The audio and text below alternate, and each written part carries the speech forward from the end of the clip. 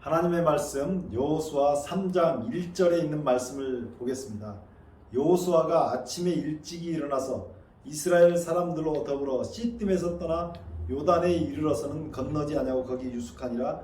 3일 후에 유사들이 진중으로 두루 다니며 백성에게 명하여 가로되 너희는 네잇 사람 제사장들이 너희 하나님 여호와의 언약궤를 메는 것을 보거든 너희 곳을 떠나 그 뒤를 쫓으라. 자, 이렇게 해서 시작된 이스라엘 행렬이 6절에 보면 이렇게 나옵니다. 여호수아가 또 제사장들에게 일러 가로되 언약궤를 메고 백성 앞서 건너라매 곧 언약궤를 메고 백성 앞서 나가니라. 이스라엘 백성들이 요단강을 건너갑니다. 요단강을 건너가는 이야기를 하기 전에 태초에 하나님께서 천지를 창조하시잖아요. 창세기 1장 1절부터 나오는 말씀을. 태초에 하나님이 천지를 창조하셨어요. 하나님께서 천지를 창조하셨는데 쉽게 사람들이 그것을 믿지 못해요.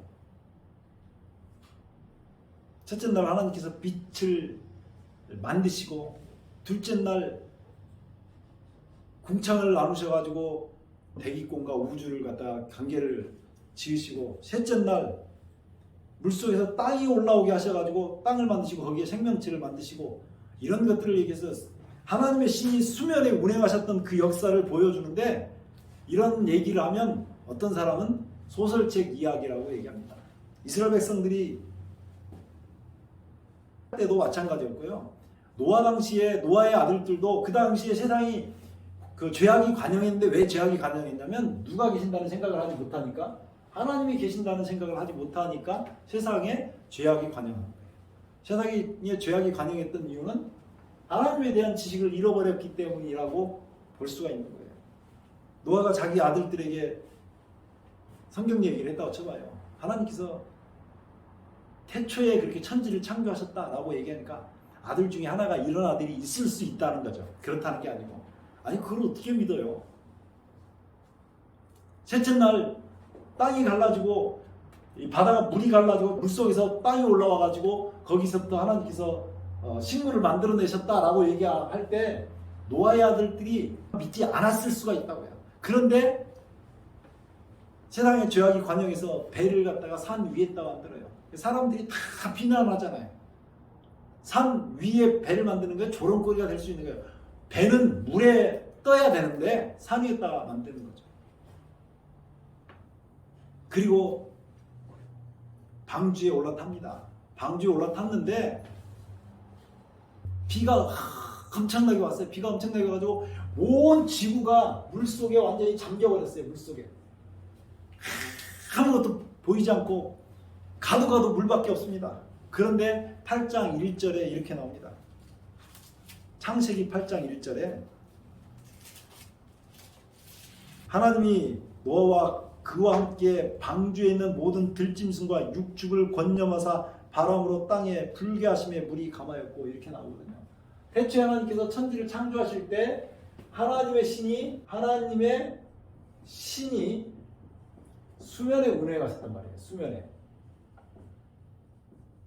여기서 나오는 하나님의 신이 루아흐라고 하는데 바람하고 똑같이 성령을 썼어요. 하나님이 노아와 그와 함께 방주에 있는 모든 들짐승과 육축을 권념하사 바람으로 이렇게 나올 때 이 바람이 하나님의 신을 가리킨 루아하고 똑같은 단어예요. 노아의 아들들 중에 그런 의심하는 사람이 있었다면 뒤에 보면 이상한 죄를 짓는 그 함 있잖아요. 그리고 가나안이 저주를 받잖아요. 그런데 하나님의 신이 수면에 운행하신 그 모습을 노아홍수 당시에 이 전체가 물이 찼는데 이 방주에서 바람이 쫙 불면서 성령 하나님께서 역사하시는 모습을 본 거죠. 야, 아버지께서 말씀하신 그 하나님이 계시는구나. 물 위에서 가도 물밖에 안 보이는 곳에서 자기들은 이제 배가 바닥에 닿지 못하면 죽은 목숨이잖아요. 거기서 뭘 봤냐면 하나님의 신이 수면에 운행하시는 것을 본 거예요. 창세기 1장에 나왔던 그 역사가 창세기 8장에서 반복되는 것입니다. 성경의 기적 신앙은 이렇게 일어나는 거예요. 그리고 그 역사를 또 보여준 게 출애굽기 14장에 나옵니다. 출애굽기 14장에 보면 이스라엘 백성들이 출애굽기 12장에서 유월절을 지키고 문인방과 술주에 피를 바른 다음에 이게 십자가라고 내가 누누이 강조했잖아요. 그리고 나서 나와가지고 이제 홍해를 앞두고 있습니다. 이렇게 이 홍해를 앞두고 있는데 여기서 지금 이렇게 건너가야 되는 상황인데 바다가 있는 거예요. 바다가. 이스라엘 백성들 중에 많은 사람들이 창조 얘기하고 노아 홍수 이야기를 하면 요즘 젊은 사람들 같으면 그런 질문을 할 만하잖아요. 물밖에 없는 수구 같은 데서, 지구가 아니라 수구밖에 아닌 그런 곳에서 어떻게 하나님께서 물을 가르셔서 땅이 올라오게 하고 거기에 생명체가 살게 하셨느냐? 그렇게 질문할 수 있어요. 근데 그 사람들에게 출애굽기 14장 21절에 보면 이렇게 나옵니다. 모세가 바다 위로 손을 내어민데 여호와께서 큰 동풍으로 밤새도록 바닷물이 물러가게 하시니 물이 갈라져 바다가 마른 땅이 된지라. 모세가 바다 위로 손을 내어민데 여호와께서 큰 뭘로요? 여호와께서 큰 동풍으로, 이때 동풍이 뭐냐면 동쪽이 카딤이고 루아인데, 루아가 태초에 하나님이 천지를 창조하시니라 땅이 혼돈하고 공허하며 하나님의 신은 수면에 운행하시니라 라고 할 때 이 하나님의 신이 루아인데 같은 단어가 이 동풍, 동쪽에서 불어오는 바람을 본 거예요. 이스라엘 백성들이 거기를 처음 보고 있는데 모세가 손을 드니까 바닷물이 바람과 함께 쫙 갈라지는 성령 하나님께서 역사하셔가지고 바닷물이 쫙 갈라지면서 그 물속으로 나오는 걸 본 거죠. 이스라엘 백성들이 거기에서 우리를 인도하신 하나님은 천지 만물을 창조하신 그 하나님이 맞다고 그 확신을 갖는 것입니다. 인생의 역사는 그렇게 이루어지는 거예요. 오늘 기적이 필요하신 분들이 있습니까? 오늘 하나님의 역사를 모세가 손을 들듯이 그렇게 기도를 하고 그렇게 바라봐야 돼요. 오늘 기적이 필요하신 분이 있습니까? 하나님은 태초에 천지 만물을 창조하실 때 그 원리와 똑같이 노아홍수 때도 똑같이 사람들을 재창조하는 그 역사를 보여주셨고, 이스라엘 백성들을 탄생시킬 때도 역시 홍해를 가르시면서 거기를 이스라엘 백성들이 통과해 가는 그 과정을 창세기 1장에 나왔던 그 역사가 계속 반복되면서 나오는 거예요. 이게 오늘날 우리가 개인적으로 다 하나님 앞에서 거듭나는 행사로 이걸 설명을 했단 말이에요. 우리가 여호수아서를 보잖아요. 여호수아서 봐보세요. 여호수아 3장 6절에 보면 이스라엘 백성들이 지금 40년 전에 이 홍해를 가르는 역사를 봤잖아요. 여호와께서 동풍을 불게 하셔서, 근데 여기에 나오는 그 동풍이 카딘 루아인데 그게 성령 하나님을 가리키는 말인데, 성령 하나님께서 바람같이 역사하셔서 쫙 동풍으로 홍해를 말리셨던 그 사람들 세대는 광야에서 다 죽었어요. 그 20대가 되기 전에 사람들은 그걸 본 사람도 있지만 더 어린 사람도, 그 뒤에 태어난 사람들은 하나님의 역사하심이 어디 있느냐, 광야에서 맨날 먹던 만나를 먹는데 그렇게 먹고 사는 건 줄 알아요. 하나님의 은혜임에도 불구하고. 그래서 불평불만이 나오는데 이 사람들을 이끌고 여호수아가 요단강을 건너가요. 요단강을 건너가는 이 이스라엘 백성들이 요단강 물 앞에 탁 섰을 때 여호수아가 하나님의 궤를 맨 사람들이, 궤가 법궤거든요. 언약궤거든요. 이 법궤 속에는 십계명이 들어있고, 그리고 법궤 위에 시온자가 덮었어요. 법이 나오면 그 법을 대면해서 살 사람이 아무도 없기 때문에 이 시온자인데, 이 시온자를 속죄소라고 그래요. 그 속죄소라는 의미가 뭐냐면, 속죄를 할 때는 예수님의 피가 필요하거든요. 속죄, 그러니까 예수님의 피로 언약궤 속에 들어있는 이 십계명을 덮은 거예요. 그래야 하나님 앞에 우리가 살 수 있잖아요. 그 언약궤를 메고 물속에 들어가요. 물속에 들어가면 살 사람이 없어요. 그 물속에 들어가서 어떻게 살겠어요? 홍해를 갈 때도 마찬가지였고, 방주를 타지 않았으면 이 사람들이 하나도 못 살잖아요. 홍해를 건널 때도 마찬가지고, 이스라엘 백성들이 지금 요단을 건널 때도 마찬가지예요. 요단 그 강을 건너서 가야 되는데 거기를 건널 때 살 사람이 없는 거예요. 물속에 다 빠져 죽죠.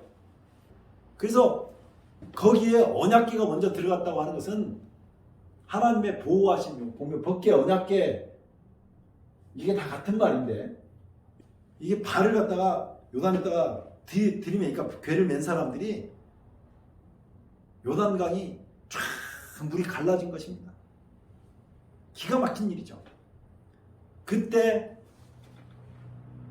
홍해를 건너왔던 아버지 세대가 다 죽었는데도 불구하고 이 사람들이 그 역사를 다시 본 거예요. 그때 요단강의 물이 쫙 갈라지니까 야, 우리 조상들이 섬기던 그 하나님이 맞구나. 그렇게 하는 거잖아요. 이 역사를 우리만 본 게 아닙니다. 욥기 38장을 한번 봐보세요. 욥기 38장 4절에 보면 이런 말씀이 있어요. 내가 땅에 기초를 놓을 때 내가 어디 있었느냐. 하나님께서 욥에게 말씀하시는 거예요. 내가 땅에 기초를 놓을 때 내가 어디 있었느냐. 이건 언제예요? 땅에 기초 놓을 때. 태초에 하나님이 천지를 창조하시나 이때 말하는 거예요. 욥이 있었어요? 없었어요? 욥이 없었죠. 그땐 태어나지도 않았어요. 내가 깨달아 알았거든 말할지니라. 누가 그 도량을 정하였는지, 누가 그 준승을 그 위에 띄웠는지 내가 아느냐. 그 주천은 무엇이 위에 세웠으며 그 모퉁이 돌은 누가 놓았느냐. 그러니까 땅의 모든 기초를 놓고 이 땅을 만드신 분은, 천지를 창조하신 창세기 1장의 역사는 하나님께서 하셨다고 얘기하는 거예요. 그러면서 그때 본 사람들 이야기를 7절에 이렇게 얘기합니다. 그때 새벽별들이 함께 노래하며 하나님의 아들들이 다 기쁘게 노래하였느니라. 그때 하나님의 아들들이 있는데, 그러면 이 하나님의 아들들은 아담이 태어나기 전이잖아요. 태어나기 전이기 때문에 하나님의 아들들이 우주에 있다고요. 여러분들이 그 만화 영화 같은 데서 보는 우주전쟁, 가끔 영화 같은 데서 보는 우주전쟁, 그런 전쟁은 없습니다. 우주는 얼마나 평화롭고 아름답고 선하고 이런 것이 가득한지 몰라요. 온 우주에서 유일하게 죄가 있는 곳은 이 지구죠. 거기에 우주에는 하나님의 아들들이 살고 있다고 얘기합니다. 그래서 그것이 히브리서에 보면 장자총회가 있다고 얘기해요. 그 장자총회에 사단이 참석했던 거죠. 어쨌든 그 얘기를 오늘 하려고 하는 목적은 아니고요. 하나님께서 태초에 천지 만물을 창조하실 때도 역시 그것을 보던 증인들이 있었다라고 얘기하고 있는 것입니다. 그러면 우리가 사는 이 세상에서도 지금 기적이 필요하잖아요. 기적을 필요할 때는 어떻게 하라고요? 천지 만물을 창조하신 하나님, 노아 홍수 때도 그 속에서도 가족들만 방주 속에서 8명 살았잖아요. 그런데도 지구에 이 많은 사람들이 지금 퍼져 있는 거잖아요. 그리고 이스라엘 백성들이 홍해를 가르면서 건너갈 때 그 하나님의 역사를 보잖아요. 계속 지금 하나님의 역사를 본 사람들 이야기가 나오고 있어요.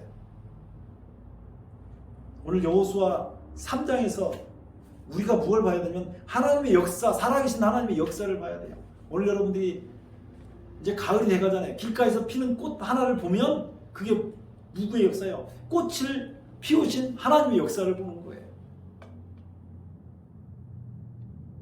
오늘 나뭇잎이 자라는 거 하나를 보면 창조자 하나님의 그 솜씨가 들어가 있는 것을 보는 것입니다.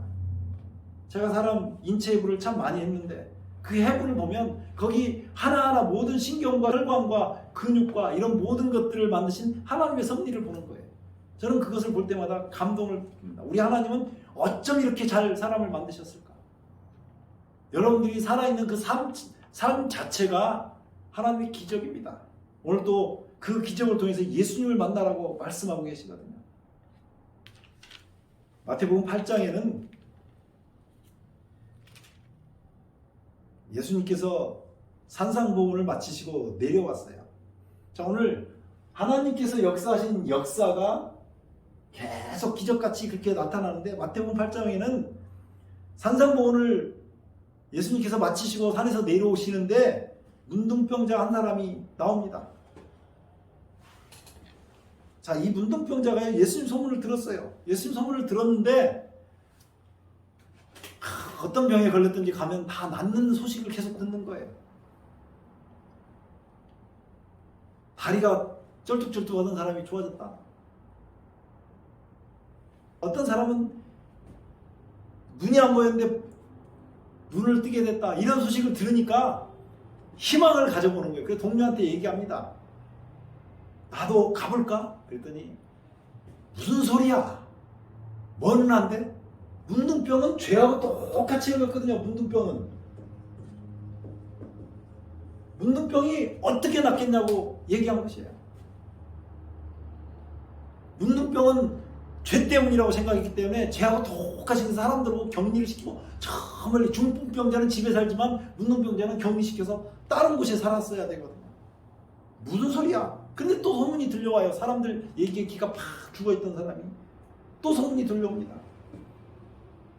어떤 사람은 이 병이 걸렸는데 낫고 어떤 사람은 이 병이 걸렸는데 낫고 예수님 소문이 계속 들려옵니다. 그러니까 이 사람이 마음이 희망을 얻고 다른 사람 얘기를 안 듣고 난 예수님을 한번 만나봐야 되겠다. 이런 생각을 하는 거예요. 예수님께서 산상보훈을 끝내고 내려오셨는데 얼마나 많은 사람이 있는지 몰라요. 그 많은 사람 속에 문둥이가 들어가면 돌 맞아 죽습니다. 그래서 부정하다 소리치고 가야 돼요. 그래야 사람들이 문둥병자하고 멀리 떨어져서 있고 오지 못하게 하고요. 우리나라 자유당이 정치를 하던 시대에는 문둥병자가 동네에 들어오면 괭이로 맞아 죽거나 돌 맞아 죽거나 그랬던 시절도 있어요. 근데 이 문둥병자가 막 뛰어난 사람들이 얼마나 놀랬겠어요. 사람들이 거기 엄청 많은 사람들인데 다 돌 들고 예수님만 쳐다보고 있었을 거 아니에요. 그 가나보다 현장에서 잡힌 여자만 그런 게 아니에요. 이 문둥병자가 예수님 앞에 나간 것은 어떤 결심으로 나간 거냐면 목숨 걸고 간 것입니다. 자, 여러분들이 목숨 걸고 하나님을 찾으면요, 하나님께서 못 이루실 일이 없어요. 노아가 목숨 걸고 방주를 지으니까 홍수로 온 세상이 멸망하는데도 살아나잖아요. 이스라엘 백성들이 목숨 걸고 홍해에 들어가니까 그 뒤에 쫓아오던 사람들은 다 죽는데 이스라엘 백성들은 하나님의 백성이 돼가지고 홍해를 무사히 건너잖아요. 요단강도 마찬가지로 무사히 건너잖아요. 이런 역사가 여러분들이 전심으로 하나님을 찾으면 하나님께서 틀림없이 하시는 거예요. 문둥병자가 목숨을 주변 사람들 얘기가 뭐라고 하든지 간에 목숨을 걸고 나갑니다. 한 문둥병자가 나와 절하고 가라되 주여 원하시면 저를 깨끗하게 하실 수 있나이다 하거늘. 문둥병자가 나와서 뭐라고 얘기해요? 원하시면 저를 깨끗하게 할 수 있나이다.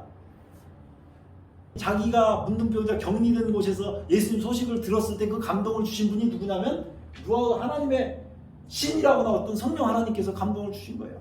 그 결심을 계속 굳고 해서 예수님 앞에 뛰어나오게 만드신 분이 누구냐면 성령 하나님께서 하신 거거든요. 오늘 여러분 기적이 필요하십니까? 하나님 말씀을 믿고 하나님께 이 마음의 결심을 하시기 바랍니다. 그러면 주님께서 역사하십니다. 예수께서 손을 내밀어 저에게 대시며 가라사대 내가 원하노니, 예수님께서 그거 하러 오셨거든요. 생명 주시러 오셨거든요. 병을 치료하려고 오셨어요. 내가 원하노니 깨끗함을 받으라 하시는데 즉시 그의 문둥병이 깨끗하였느니라. 즉시요. 시간이 가서요? 즉시요. 즉시. 때때로도 저는 하나님께서 즉시 역사하시는 그 역사들을 많이 보고 삽니다.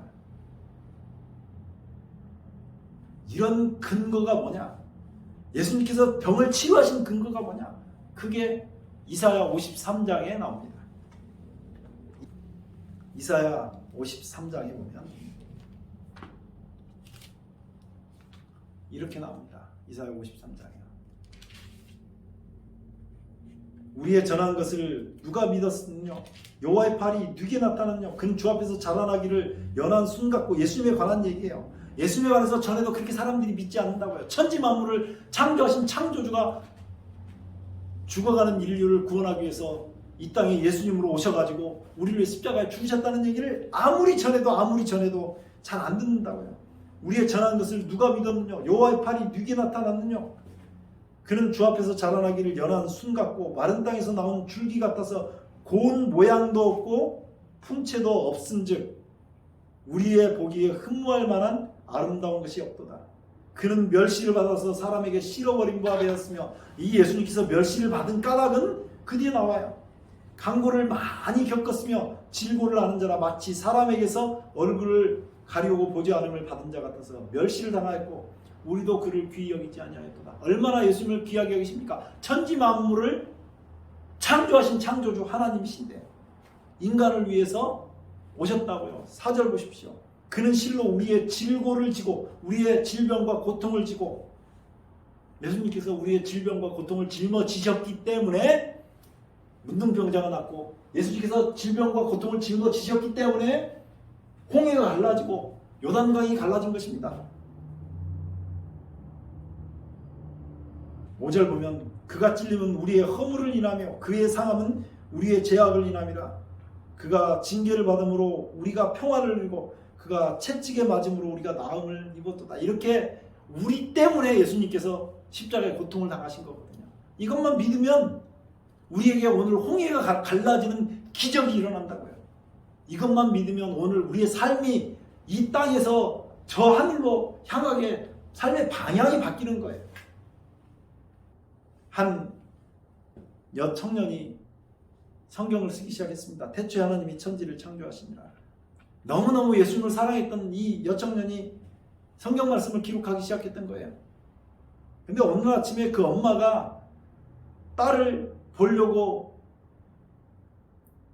2층에 있는 딸 방에 들어가 봤더니 딸이 성경을 쓰다가 엎어져서 죽어있던 것이에요. 그게 요한복음 11장 25절까지 기록한 거예요. 요한복음 11장 25절을 까지 기록한 거예요. 예수께서 가르치되 나는 부활이요 생명이니 나를 믿는 자는 뭐해도 살겠고요 죽어도 살겠고까지 기록하고 죽은 것입니다. 여러분, 혹시 우리 삶이 이 땅에서 이것이 마지막이라 할지라도 우리에게 영원한 생명을 주시는 예수님이 계세요. 예수를 믿으면 나를 믿는 자는 죽어도 살겠고 무릇 살아서 나를 믿는 자는 영원히 죽지 아니하리니 이것을 내가 믿느냐. 오늘 우리 신앙이 이 천지 만물을 창조하신 하나님이 우리의 삶의 모든 것을 붙잡고 있기 때문에 오늘 우리가 하나님께 간절히 매어 달리고 기도하면 하나님께서 들어주시고요. 내 죄를 하나님께 전가시켜야죠. 내 가난한 것을 하나님께 전가시켜, 내 고통을 하나님께 전가시키면 내게 고통이 없어지는 것입니다. 오늘 삶이 어떻든 간에 기적이 필요하신 분은 우리에게 이 기적을 보여주신 하나님을 기억하고 그 하나님께 간구하게 되시기를 주의 이름으로 축원합니다. 기도하겠습니다. 아버지, 우리 하나님 은혜를 감사합니다. 오늘 숱한 재난 가운데서, 고통 가운데서, 어려움 가운데서 주님의 기적이 필요한 사람들이 있습니다. 주님, 그들의 마음 가운데 성령 하나님 역사하시고 간절한 믿음을 주셔서 주님을 찾게 하시고 그들이 주님을 찾을 때 주님 홍해를 갈랐던 그 주님의 기적이 일어날 수 있도록 은혜를 베풀어 주시옵소서. 우리의 삶을 주관하시는 예수님 이름으로 간절히 기도드리옵나이다. 아멘.